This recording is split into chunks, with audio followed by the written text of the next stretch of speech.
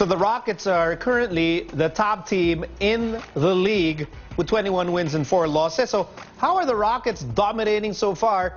Let's ask Eric Spyropoulos, founder and podcast host for the 94 Feet Report. Eric joins us live via Skype from New York. Eric, good morning. Welcome back to the show. Hi, Mico. Great to be back. And I know you're having a great day because you've been following the Rockets for a long time. And I wonder if you're surprised to see the Rockets on top, not just of the West, but of the entire league. Yeah, it is pretty surprising, especially when you consider the fact that they acquired Chris Paul, a future Hall of Famer, in the offseason to join James Harden in a backcourt, and a pairing that most people questioned, and even Rockets fans were, cautious to kind of expect great things this season because it would probably take some time to get acclimated.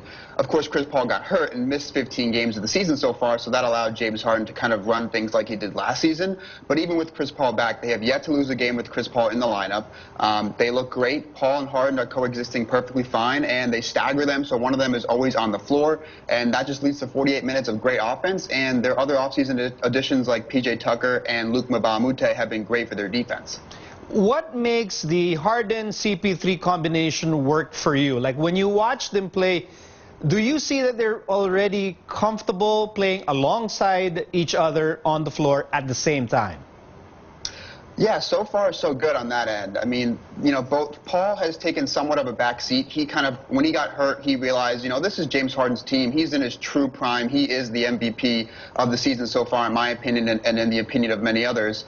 So Chris Paul says, you know what, when we're on the floor, let's let James do his thing. I'll contribute here or there. I'll run some pick and rolls myself if James Harden can't get his shot or get his own pick and roll going pretty well. But then obviously James has also been pretty good playing off the ball as well, and he has experience doing that when he was with the Oklahoma City Thunder as a sixth man. Obviously now he's the key guy, but he is still somewhat comfortable playing off the ball as well. So when they do that for stretches of the game, they're both fine playing off the ball, taking turns, letting each other get their own shot or create for others. And then obviously when one of them is on the floor without the other, they have their time to really run their offense the way they want to.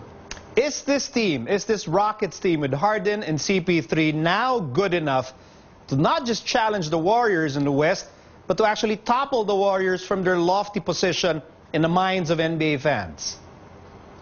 It's really tough. I mean, this is probably the biggest threat the Warriors will face in recent seasons because the Rockets are currently playing at a historic rate if you look at some of their metrics and some of their stats, offensively at least. But their defense is also basically top 5.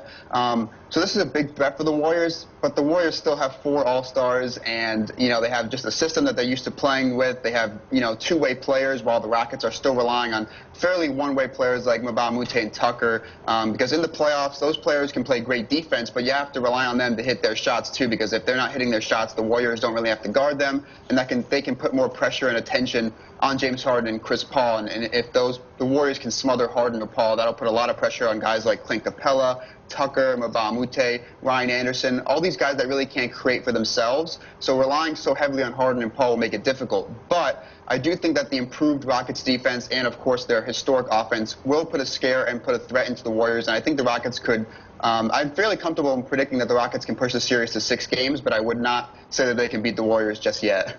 Okay. Then I'll ask you this question then. The Ringer put out an article saying that, hey, it makes perfect sense for LeBron James to join the Rockets eventually. Your thoughts on that?